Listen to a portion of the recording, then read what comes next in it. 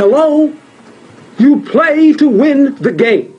Well, maybe not if you're Lovie Smith. Maybe you play to tie the game instead. And listen, there's good arguments on both sides. The reality is a tie is much better than a loss. So playing for a tie is not the end of the world, especially when you were massive underdogs, I believe 8-point underdogs going up against the Colts. So here's the situation. It was a 4th down and 3. They're at the Colts 49-yard line and there's just 26 seconds left. It's a very fascinating situation that I actually think is a real 50-50 call in my opinion. So let's get into a little bit of math here. There's about a 50% chance of converting a 4th down and 3 in the middle of the field. So it's almost a coin flip type play. Now, you might feel like it's less than that because, you know, the Colts have a good defense and they have been playing relatively well. So maybe it's less than 50% in this scenario, but just, you know, in a vacuum, it's 50%.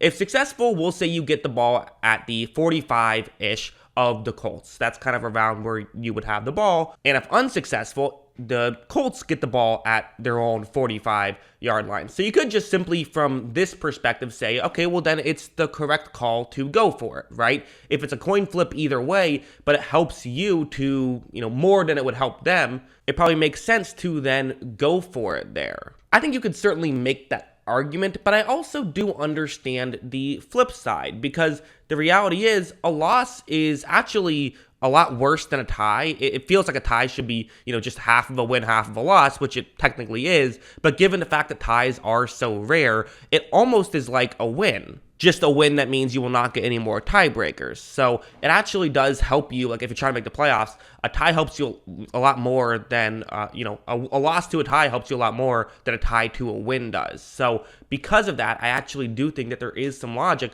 behind this call, and I'm not really mad at it. But of course, there's the other aspect, which is, you know, that clip I showed you in the beginning of, you know, the infamous "you play to win the game" speech. Right after that, the Jets went on a run and actually finished with a winning record that year after they started off, I believe, 2-5 that year. So there's also something to, hey, the mindset of being willing to go for it in this type of situation. Maybe that could help sort of energize the guys in the locker room because as much as I like to talk about analytics and talk about all this stuff, at the end of the day, there are real people there too. So I get both sides of the argument, but it's fascinating. So what do you guys think about the situation? Do you play to win the game here, or do you play to tie the game?